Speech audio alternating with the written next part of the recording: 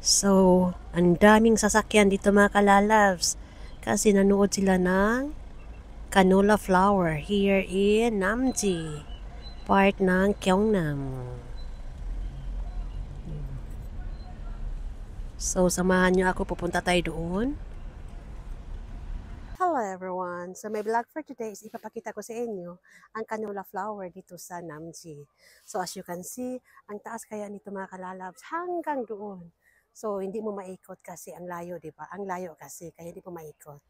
So, anyway, samahan nyo mga kalalabs. Ikutin natin, and then puntahan natin yung mga tulips, iba't ibang kulay ng mga bulaklak. So, let's go! So, this is canola flower. Ayan, see? Okay. So naakay makita diha nga bus like a train na naglibot-libot sa mga tao nga dili maka lakaw og maayo. So pwede ka mosakay ana. So gikan sa maang balay, kung moanhi ka dinhi nga lugar, it takes 20 minutes by car. Kaya duol lang siya. So pwede anytime makaadto dinhi nga lugar. So, kanis siya is trigo or yung wheat rice.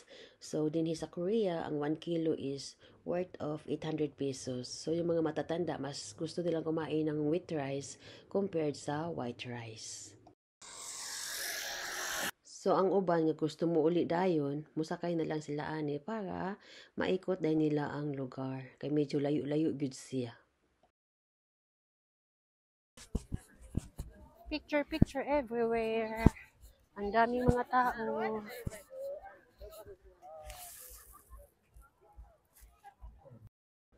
So, kani nga bulak at makita nga medyo nalaya na siya. Kasi ang festival actually is tapos na. 1 week na siya. And then, bisan tapos na ang festival, pero ato gyapon makita nga daghan, gyapong tao ang may visit. Kaya nga ano, nindot man gyapong tanawon ang canola flowers.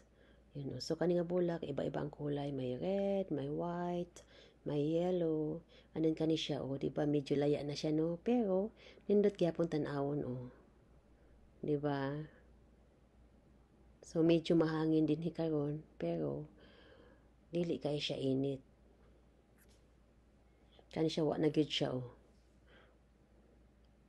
Nalaya, murag white ni siya nga color.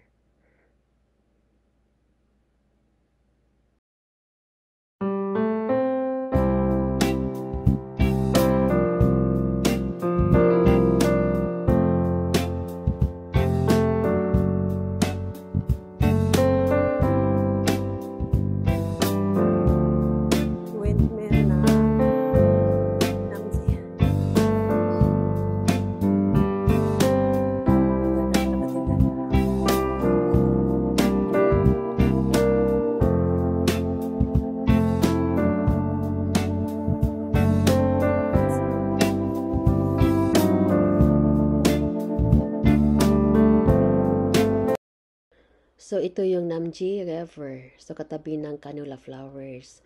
So, actually, every Saturday and Sunday, maraming po taong pumupunta dito kasi pwede kang magbabike and then maraming benches na nandyan sa ilalim ng kahoy.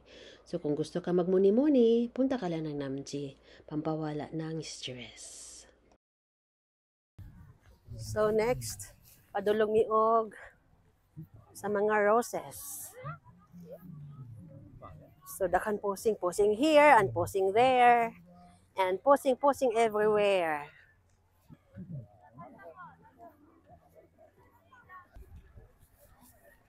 So, kung naamoy time, pwede mo visit din para pampawala ng stress.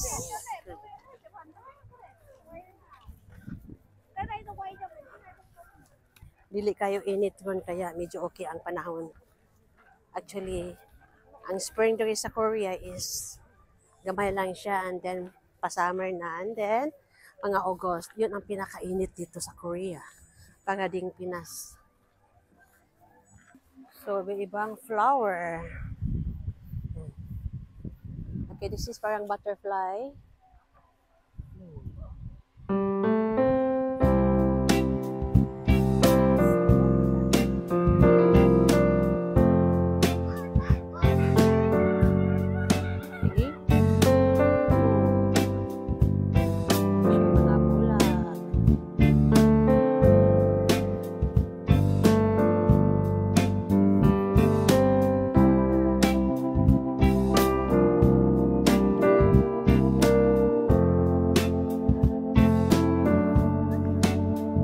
So ako sa ning hikapon ang ang taugi. Okay?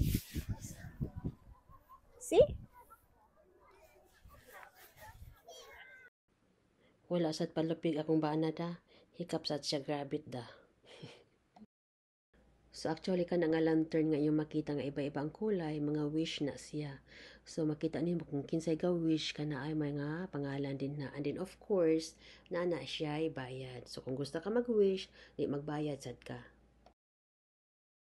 So job well done talaga kami ng asawa ko kasi naikot namin yung buong hectares ng tinaniman ng canula flowers at saka iba't ibang mga bulaklak na nakikita nyo sa vlog na ito. Daming tao ngayon kasi it's Sunday. For more videos, Please don't forget to click the notification below. Like, share, comment, and subscribe. Thank you for watching. I love you.